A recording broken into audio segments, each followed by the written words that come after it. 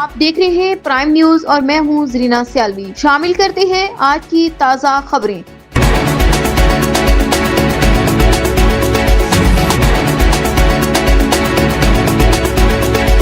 Deputy commissioner फरवा आमर ने जिला काउंसिल जोहराबाद और डिस्ट्रिक्ट प्रेस क्लब जोहराबाद का दौरा। इस मौके पर उन्होंने जिला काउंसिल के तमाम शोबों, फातिमा जना हॉल और प्रेस क्लब का मुआयना किया और सफाई सुथराई स्टाफ की हाजिरी को चेक किया। बाद अज़ान डिप्टी कमिश्नर ने तहसील ऑफिस, खुशाब और म्यूनिसिपल कमेटी के पुराने ऑफिस का दौरा किया। उन्होंने इस मौके पर स्टाफ की हाजिरी, सफाई और रिकॉर्ड की जांच पड़ताल। डिप्टी कमिश्नर ने हिदायत की कि दफातर में सफाई सुथराई का खास ख्याल रखा जाए। इस मौके पर deputy director development Suhail Sikand, chief officer municipal committee संदस राबील और दीगर मुतल्लिका अफसरान भी मौजूद।